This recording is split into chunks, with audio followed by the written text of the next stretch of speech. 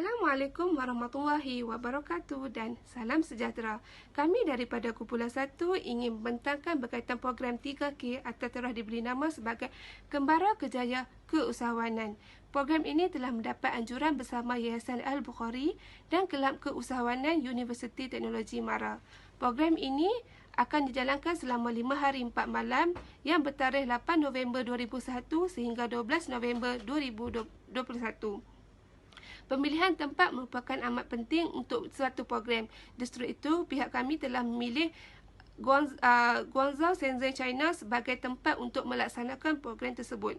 Seperti yang telah sedia maklum, negara China merupakan salah satu negara yang menghasilkan penciptaan teknologi baru dan produk tersebut telah diekspor ke seluruh dunia.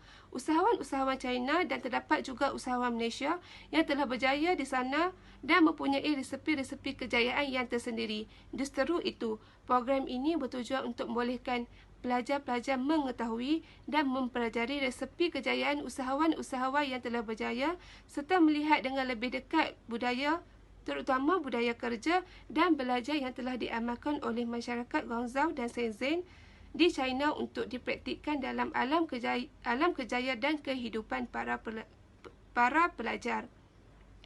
Inovasi ini merupakan sangat penting terutamanya dalam keusahawanan. Dengan inovasi yang telah dilaksanakan, kita boleh meningkatkan lagi kefahaman berkaitan dengan keusahawanan.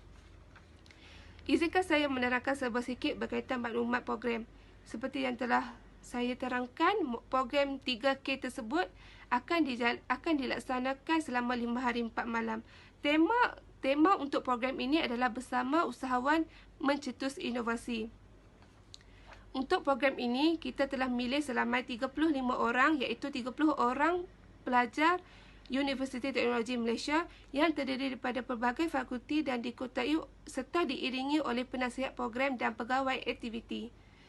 Seperti yang telah disediakan, pegawai pengiring yang terlibat adalah Dr. Siti Zaleha binti Abdul Hamid yang merupakan pensyarah kanan, Encik Ahmad Zafri bin Zainuddin yang merupakan pensyarah kanan, Encik Muhammad Ali bin Zakaria, pegawai psikologi unit kerjaya dan kaunseling UTM Skudai, dan Puan Suhairah binti Ismail.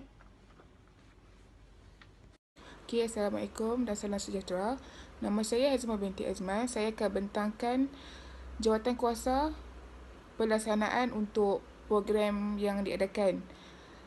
Timbalan pengarah iaitu Profesor Madia binti Azlina, Penasihat 1 Muhammad Ali, Encik Muhammad Ali, Penasihat kedua Puan Syahira, Pengarah program Kunuhana, Timbalan pengarah program Fakrul Ikram, Setia Usaha, Puteri Fatin Hashazwani dan saya Azma binti Azman, Bendahari Anis Ayani. Jawatan kuasa pelaksanaan yang lain seperti Biro Rawatan dan Perhubungan, Biro Pengangkutan, Biro Publicity, Biro Makanan, Biro Kerohanian, Biro Perbuatan Keselamatan, Biro Penginapan serta Biro. Saya akan ceritakan biografi usahawan iaitu Tan Sri Said Mohtar bin Said Noor Al-Bukhari yang dilahirkan pada 12 Disember 1951. Merupakan seorang ahli perniagaan yang jutawan terkaya di Malaysia. Beliau juga pengurusi Yayasan Al-Bukhari. Pada tahun 2008, beliau diumumkan sebagai tokoh Ma'al Hijrah sempena sambutan Ma'al Hijrah 1929 Hijrah, peringkat kebangsaan di Pusat Konvensyen Antarabangsa Putrajaya PICC. Dia juga seorang yang sifat dia seorang yang suka berahsia serta pernah dipilih sebagai tokoh Melayu terbilang pada 2000. Assalamualaikum warahmatullahi wabarakatuh. Saya Puteri Fatin Hashazwani binti Mega Ashimi. Sebagai setiausaha dalam program 3K, ingin menerangkan serba sedikit tentang justifikasi untuk program ini dan objektif. Okey, justifikasi bagi program ini adalah untuk memberi pengalaman baru dan keyakinan kepada mahasiswa untuk melihat dunia perniagaan dan kejayaan yang dicapai oleh rakyat Malaysia di sana. Di samping itu juga, peserta dapat belajar mengendalikan program serta melahirkan pelajar yang berdikari dan berfikiran di luar kotak. Berfikiran di luar kotak bermaksud berfikiran di luar jangkaan untuk maju ke hadapan.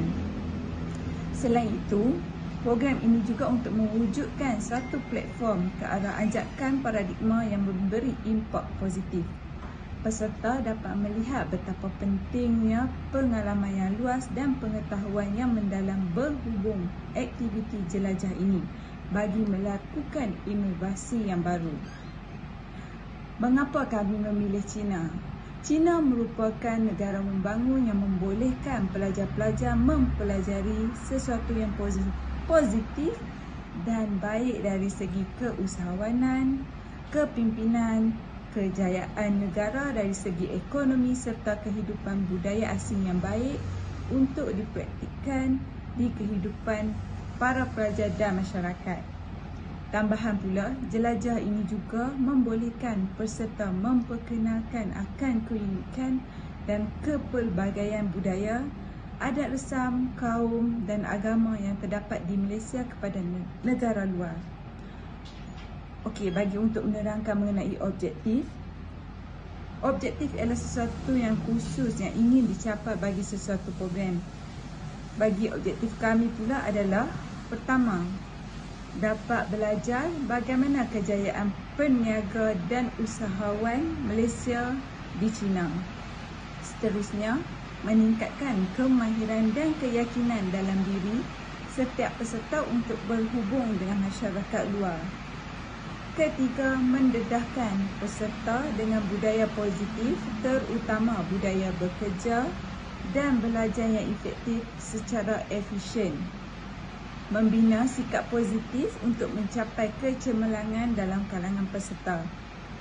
Membentuk individu secara bersepadu melalui pembinaan aspek intelektual dan spiritual yang dinamik.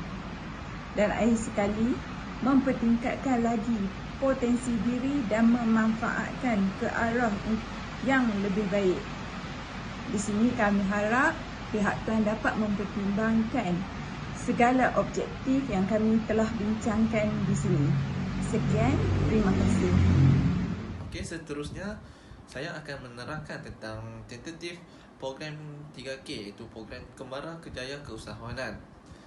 Program ini akan berlangsung selama 5 hari, iaitu bermula pada 8 November 2021 sehingga 12 November 2021.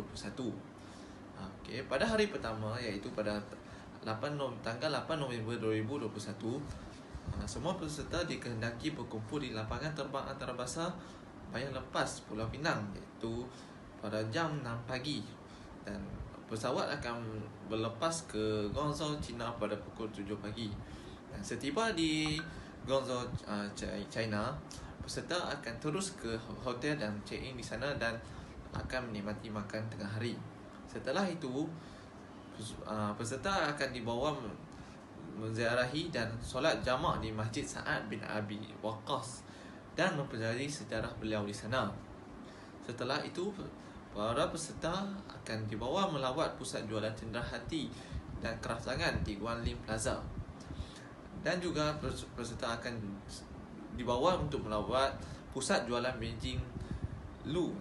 Di sana, para peserta boleh membeli cenderahati yang mereka inginkan untuk dibawa pulang ke Malaysia. Setelah itu, peserta akan terus pulang ke hotel dan menikmati makan malam di sana. Setelah menikmati makan malam, aktiviti bebas boleh dilakukan oleh para peserta. Okey, seterusnya pada hari kedua, iaitu pada tanggal 9 November 2021, setelah sarapan pagi di hotel, para peserta akan mengikuti bengkel, iaitu bengkel tentang perancangan perniagaan. Dalam bengkel ini, aktiviti kumpulan dan pertandingan keusahawanan membabitkan semua peserta. Bengkel ini dijangka berlangsung daripada 9 pagi dan sehingga 5 petang, dan peserta akan berehat pada tengah hari jam 1 untuk memberi laluan kepada peserta untuk menikmati makan tengah hari dan solat. Dan bengkel ini akan bersambung pada jam 2 petang, iaitu diskusi usahawan bersama para usahawan di Malaysia di China di pusat World Biggest Clothing Wholesale Market BIMA. Setelah bengkel tamat pada jam 5 petang, diramalkan pada pukul 5 petang, peserta akan bertolak ke Shenzhen menaiki bas yang disediakan oleh ejen. Setiba di sana, peserta akan check-in di hotel dan menikmati makan malam di sana. Setelah itu, aktiviti bebas boleh dilakukan oleh para peserta. Okey, seterusnya pada hari ketiga, iaitu pada 10 November 2021, para peserta akan dibawa menziarahi Masjid Shang Melindan dan Madrasah Tahfiz yang dibina pada tahun 1350. Di sana para peserta akan mengetahui sejarah tentang madrasah dan masjid itu ditubuhkan. Di sana juga akan diadakan slot motivasi bersama penaung Yayasan Al-Bukhari, iaitu Tan Sri Syed Mu'tad Al-Bukhari. Beliau akan memberikan motivasi tentang sedikit tentang kejayaan dan kesusahan yang dihadapi oleh beliau sebelum bergelar sebagai usahawan yang berjaya. Setelah itu, para peserta juga akan bawa melawat Wonder of World untuk melihat Seven Wonder Monument. Setelah tamat, peserta akan menikmati makan malam di restoran Shenzhen dan menaiki Eiffel Tower dan melihat suasana ice skating di Alps Ice and Snow dan menyaksikan night theater. Okey, seterusnya setelah itu peserta akan pulang ke hotel. Okey, seterusnya untuk hari yang keempat pada tanggal 11 November 2021, para peserta akan terlibat dengan bengkel, iaitu teknik dan strategi usahawan muda yang akan disampaikan oleh Ahmad Zakaria bin Daud, iaitu Eksekutif Pemasaran dan Urusan Asia Yayasan Al-Bukhari. Bengkel ini dijangka berlangsung daripada 9 pagi sehingga 5 petang. Okey, para peserta akan menikmati teknik dan strategi usahawan muda ini daripada 9 pagi sehingga tengah hari, iaitu pukul 1, dan akan berehat daripada pukul 1 hingga pukul 2 untuk memberi laluan kepada makan tengah hari dan solat. Okey, setelah itu peserta akan mengikuti bengkel yang seterusnya, iaitu Terokai Dunia Usahawan di pusat wholesale di Dongmeng Market. Okey, setelah bengkel itu tamat, di sana juga akan diadakan majlis penutup dan penyampaian hadiah untuk para peserta. Okey, setelah itu peserta akan pulang ke hotel dan melakukan aktiviti bebas.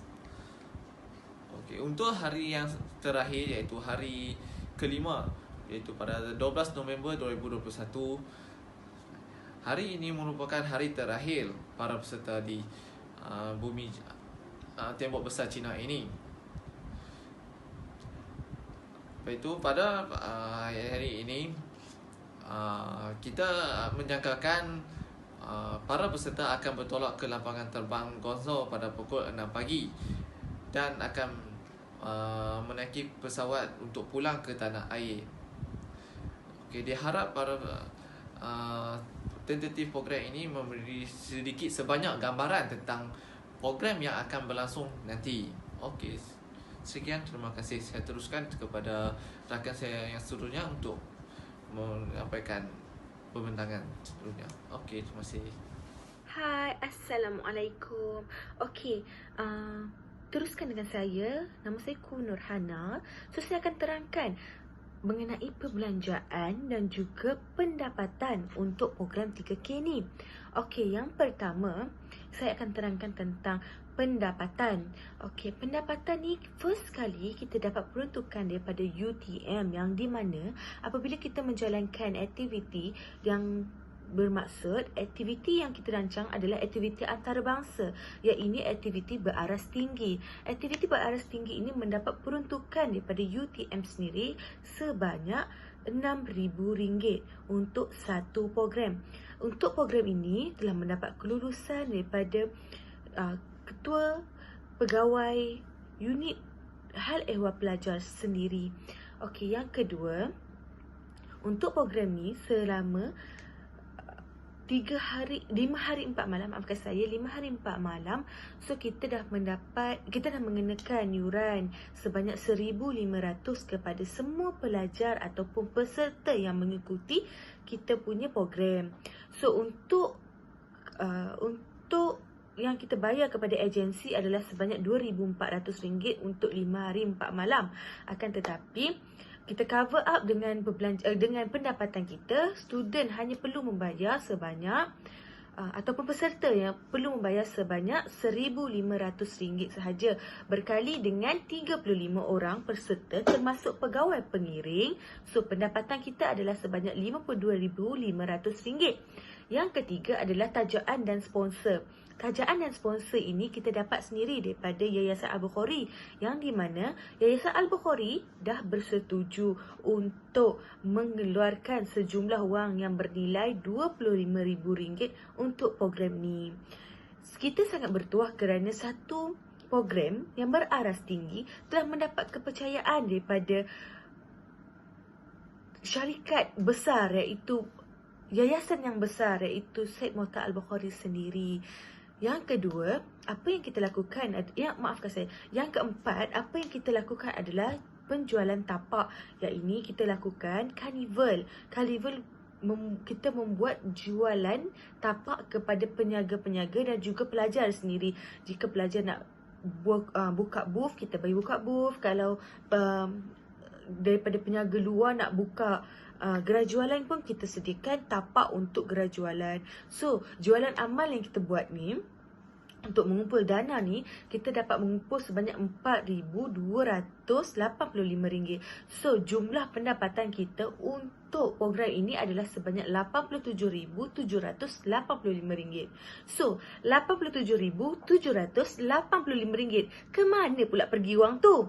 Yang pertama, bentuk pembelanjaan kita adalah sebanyak RM84,000 kita gunakan untuk bayar kepada agensi pelancongan. Okey, agensi pelancongan mengenakan setiap orang sebanyak RM2,400.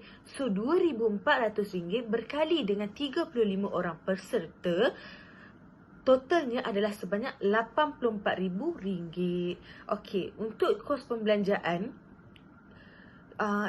harga ini adalah termasuk dengan penginapan hotel 3 bintang di Guangzhou dan juga Shenzhen.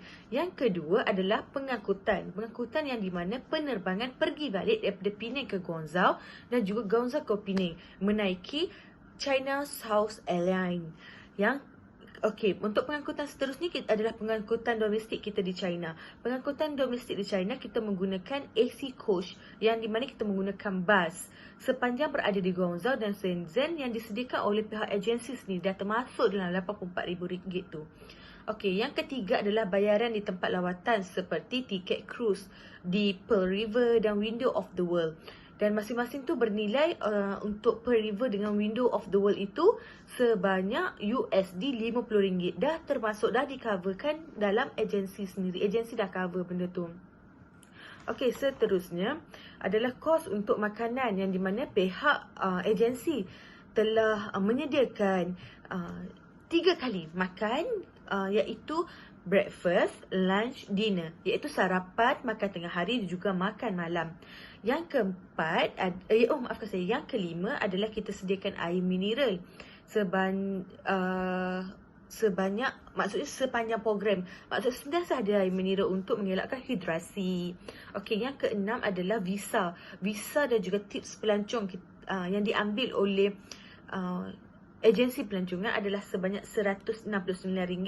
RM169 ini dah di cover up dalam RM84,000 bersamaan dengan 35 orang peserta ataupun RM2,400 oleh seorang peserta. So, yang seterusnya adalah luggage. Luggage ni dah termasuk sekali dalam RM2,400. So, dah shopping dekat China tu. So, diorang sediakan juga kita punya luggage untuk bawa balik ke Malaysia dan juga luggage daripada Malaysia ke China. Okay, so yang lain-lain adalah cenderamata kenangan yang kita bagi kepada syarikat yang sponsor kita ataupun yayasan yang sponsor kita tu sebanyak RM1,500. Okey, perbelanjaan lain yang telah kita persetujui adalah seperti banner. Kita akan bawa satu banner untuk kita tangkap gambar di setiap tempat-tempat yang kita pergi. Yang kedua adalah t-shirt. Okey, t-shirt ni yang di mana kita akan pakai pada hari balik dan juga hari program. So, untuk banner ini adalah kita belanjakan sebanyak RM100 untuk 2 keping banner. Maksudnya, 1 keping banner bersamaan RM100, 2 keping bersamaan RM200. Okey, seterusnya adalah untuk t-shirt tu harga dia RM30 darab dengan 35 orang peserta. Okey, seterusnya adalah kad limit untuk peserta yang di mana kad nama peserta. So, kad nama ni sangat penting untuk kita mungkinlah tercicir kita punya peserta. Ini adalah kemungkinan yang akan berlaku. Jadi, kad peserta ni adalah sangat penting. So, kita buat seorang satu yang di mana 1 keping kad ini bernilai RM1 darab dengan 35 orang. So, wang kecemasan ni sangat kita perlukan untuk kalau berlaku apa-apa kecemasan di negara China. Okey, so jumlah keseluruhan tadi adalah sebanyak RM87,785 yang kita gunakan dan juga pendapatan yang kita dapat adalah RM87,785. Okey, sekian, terima kasih. Okey, itu adalah perbelanjaan. Seterusnya saya nak cakap sikit tentang harapan kami daripada jawatan-jawatan kuasa penting. Kami sangat berharap dan berbesar hati jika pihak UTM atau pihak penganjur atau pihak sponsorship dapat meneruskan program ini. Dan actually program ini memberi kesan yang sangat mendalam dan mewujudkan kemesraan dan semangat kerjasama antara peserta. Kenapa saya cakap macam tu? Sebab apabila untuk kita mengumpul dana, bukan seorang saja yang akan mengumpul dana. So ramai-ramai akan buat. Contohnya carnival activity ataupun jualan amal yang kita lakukan tu, ramai yang akan turut serta. Maksud semua ahli kelab keusahawanan akan turut serta dalam tu. Okey, seterusnya saya nak mengucapkan terima kasih kepada semua pihak yang terlibat dan saya berharap kerjasama kita akan dapat lebih berlangsung dengan lebih baik dan juga lebih erat pada masa akan datang. Assalamualaikum.